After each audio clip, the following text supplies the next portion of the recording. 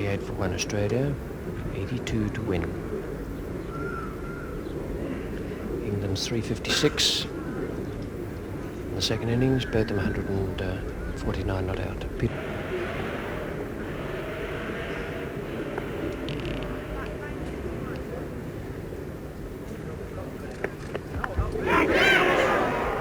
It really was a difficult delivery. He's gone, and there's not much that could be done about that.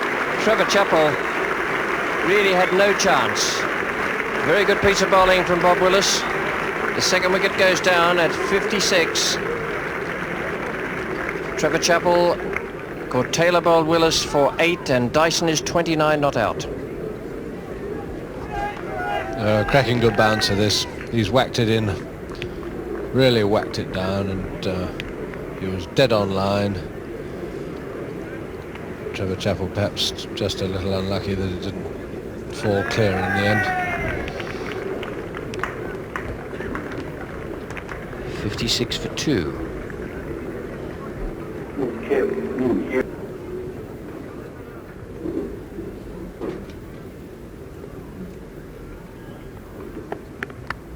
Oh, what a good catch. Everything is running for Botham. Runs, wickets and catches, and the Australian captain goes for naught. Caught Botham, bowled Willis. Hughes is gone, and it's 58 for 3.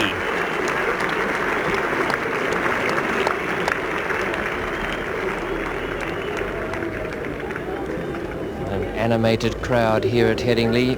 It's been quiet and tense all morning. Just the one. Really got some bounce. Hughes nearly kept it down, but Ian Botham's taken a splendid catch low down to his left. So Willis has now taken 2 wickets, whereas he bowled 30 overs in the first innings without taking 1. Now that's strange to say the least. Wood caught Taylor bowled Botham 10. Trevor Chappell caught Taylor bowled Willis 8. Hughes caught Botham bowled Willis no score. Dyson still there on 29 with an injured finger that at the very best will be badly bruised. At the worst, from the way he was feeling it, might just have a crack at the top. 72 to win and 7 wickets to go as far as England are concerned.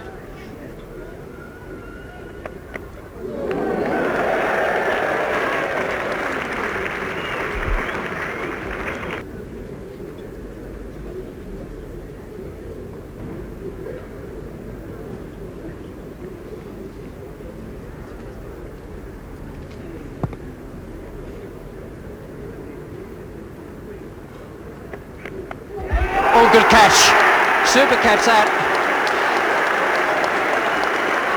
Marvellous reflex action there, 58 for 4 with Dyson 29 not out. What a marvellous catch and what a great session for England after they'd been bowled out for 356. Yallop caught Gatting, bowled Willis, no score.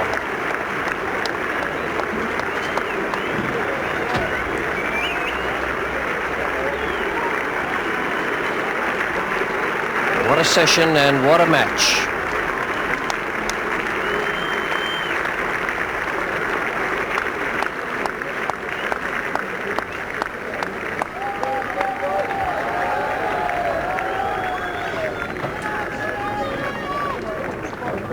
Bob Willis has 3 wickets now, and that's the third one.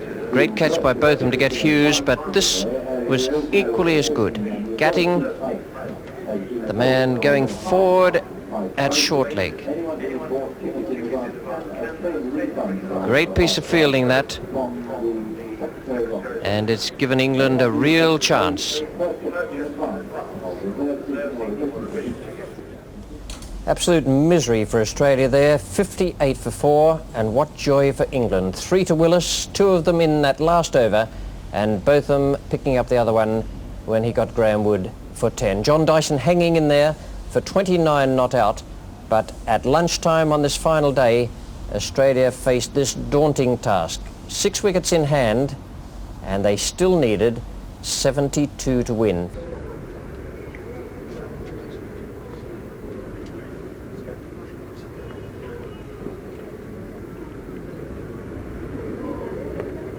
And he's out, he's gone. Played on. Chris Hill gets his first wicket of the match at an absolutely vital time, and what a crucial wicket too. Alan Border, such a stalwart of this Australian batting side. 65 for 5, 65 needed, 5 wickets to fall.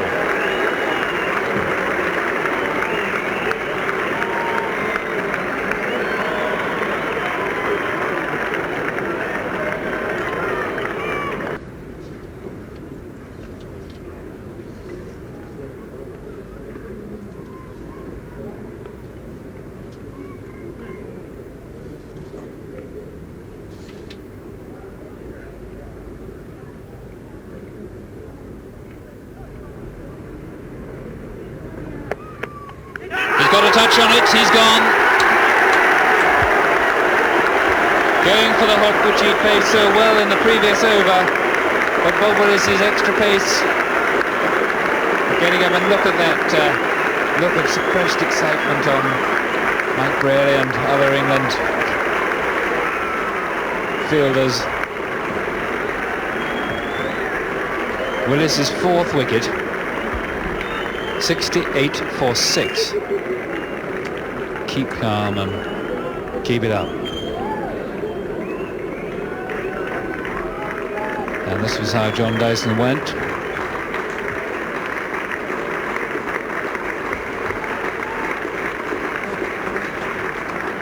After playing very well again for his 34, suffering, I suspect, from a very painful bruised finger on his right hand.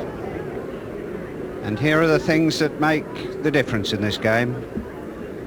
A hook, just a little bit inside it, just gets a glove, and Bob Taylor takes a safe catch behind the wicket. A little bit unlucky, you would say there, but I think England are due a little bit of luck. They've really got into this game from yesterday lunchtime and earned the luck they're getting at the moment.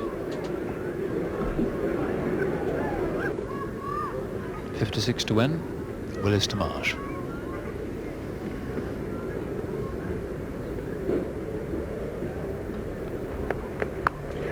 In the air, Dilley is underneath it, and he's got it! A very, very good catch indeed in the circumstances. He didn't have much room to play with, another foot and he would have been over the boundary. Willis has taken his 5th wicket.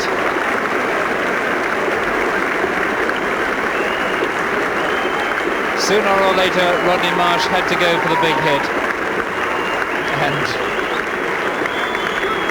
England are holding their catches just at the time when they need to.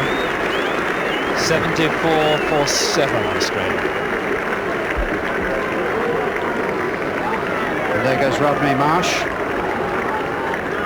And here comes the bouncer. And he doesn't quite get inside it. Top edges. And Graham Dilley down here starts to come in and then absolutely magnificently judges that catch. Tremendous piece of fielding.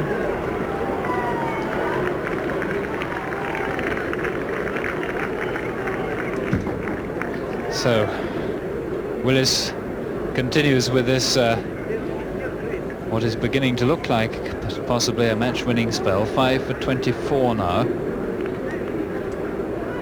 But he's in fact taken 5 for 8 now. Willis has taken 5 for 8 in his last 7 overs.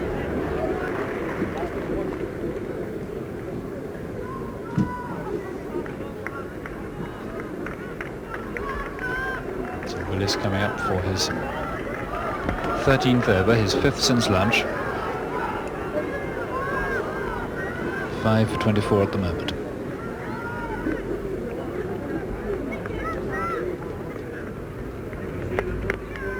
Yes, Willis, he's got a touch and he's gone.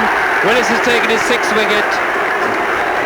Lawson out for 1, and England on the brink of an absolutely sensational victory, which is going to go down as one of the most amazing Test victories of all time if it happens.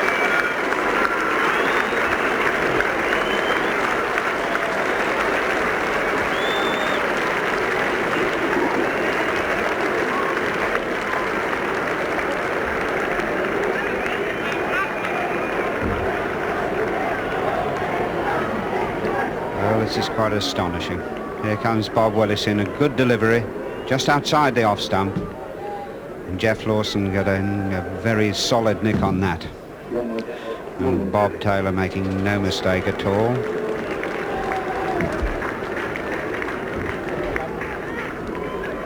And we can see this again. Slanting it in, which makes people play at things that are a little bit outside the off stump. And Jeff Lawson falling. Looks like the Fandango.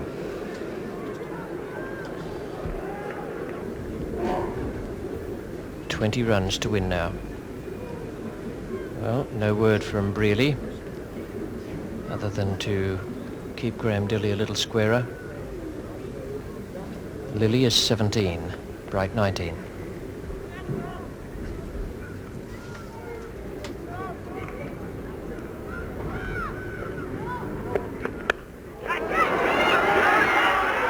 What a good catch, and Lilly has miscued it to mid-on. Gatting didn't sight it to start with, couldn't pick it up in the background, then got it, and it needed a dive forward to take a great catch. 110 for 9, and the first one Willis got up into Lilly's half, produced the wicket. Lilly out for 17, caught Gatting, bowled Willis. And a fine innings by Dennis Lilly. He put Australia back into this game. 75 for 8. And here he is, and Bob Willis, for the first time, pitches the ball up reasonably well, but Dennis is still on his back foot. And he goes to clip it over mid-on. And Mike Gatting, after a slow start, makes a magnificent effort and catches a great catch.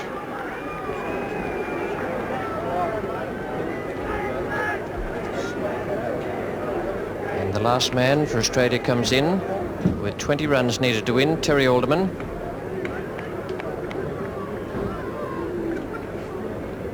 And here it goes again. You see Dennis is still on his back foot, and he tries to chip it through mid-wicket, I think.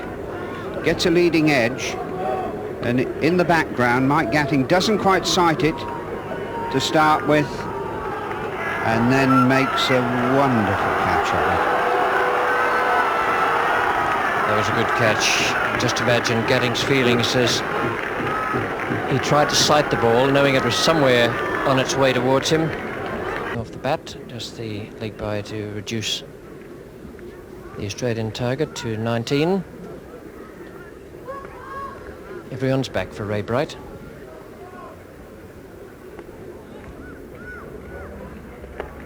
Bowl him, it's all over.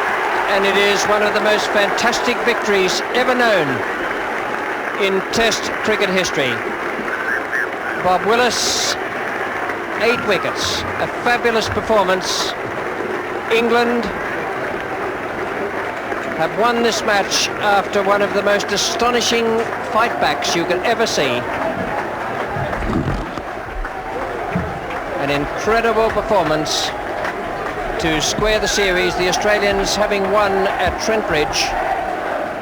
The second was drawn at Lord's. And in the third Cornhill Test here at Headingley, England have won an incredible victory. The margin is 18 runs. Ray Bright bowled Willis for 19. Alderman remained not out, no score. And this last wicket is one that will be remembered for a long, long time. Well, Bob Willis taking his life in his hands. He's just smashed it in at the middle stump. And he'll remember that sight for a long time. Wood was out for 10, Dyson 34, Chappell 8, Hughes no score, Yallop no score, Border no score, Marsh 4, Bright 19, Lawson 1, Lilly 17, and Alderman not out, no score. 111, including 18 extras. And the bowling figures, R.G.D. Willis, 15.1, 3, 43, 8. Ian Botham 1 for 14, Chris Old 1 for 21, Graham Dilley none for 11, and Peter Willey no wicket for 4. Well, I said this morning the way Willis was running in that I'd expect him to get wickets. I don't think anybody could have expected such a fantastic return. It all started when he was switched from running up the hill, where he'd been no-balled once or twice. I think he went to the captain. He may have even asked for the downhill end. And the moment he did, he went up to the Kirkstall Lane end. He was a totally different bowler. He was very quick, very aggressive. And here he is, the wicket that won the third Cornhill Test for England. And the middle pole goes straight out of the ground, and look at Willis's absolute ecstasy.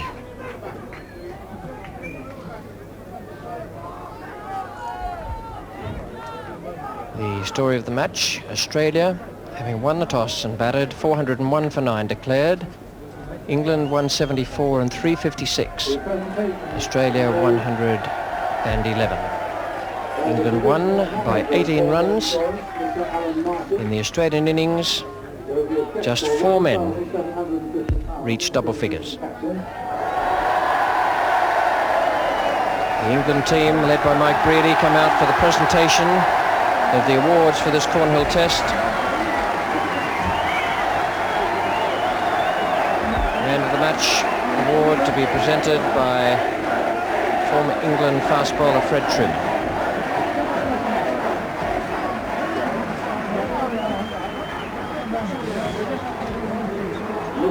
Joe Lister in the foreground, the Secretary of Yorkshire.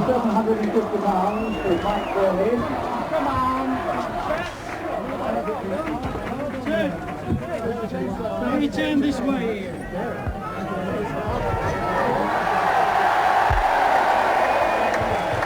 Mr. Alan Martin presenting the cheque for £1,750 to Mike Brearley. All umpires in the Cornhill series receiving medallions. They have already been presented to the other 2 umpires, and if umpires are not here in a moment, we will give them to them presently. There is also a presentation scheduled of another Cornhill commemorative medallion to the head groundsman, Mr. Keith Boyce.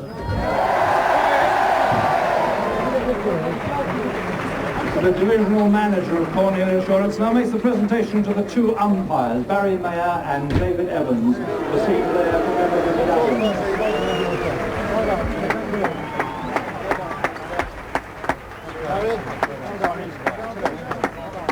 And now the medallion to the head groundsman, Mr. Keith Boyce.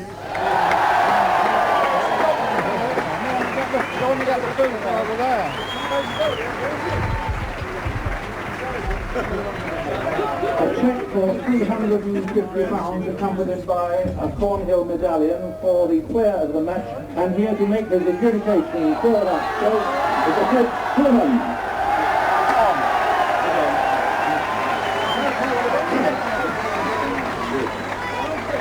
Well, ladies and gentlemen, what a test match. That's fantastic. There has been some great performances. That 100 by John Dyson, that 89 by Kim Hughes, 58 by Graham Yallop, wicket-keeping record for Rod Marsh,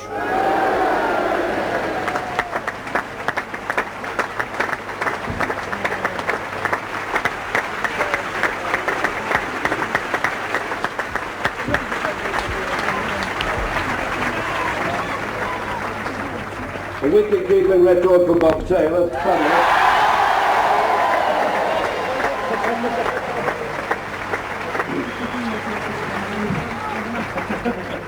and an all-round performance which I think is one of the best I've ever seen in Test cricket. In my opinion, a captain's performance that came one match too late. Ian Botham.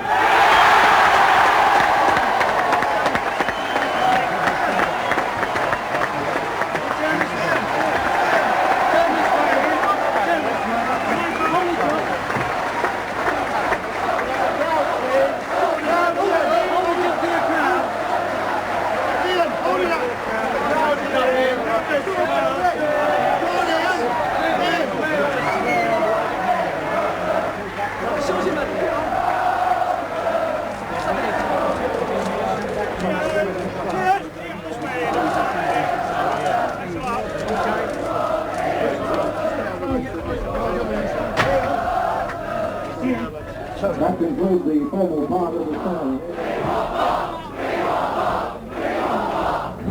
Marvellous scene here at Headingley. Not a vast crowd here to see history made in this third Test match, but my word, they were very enthusiastic and they've stayed on, and why wouldn't they? The last occasion which a side won, having followed on, was in 1894. That's the new scoreboard at Headingley. You couldn't have got a message like that on the old one.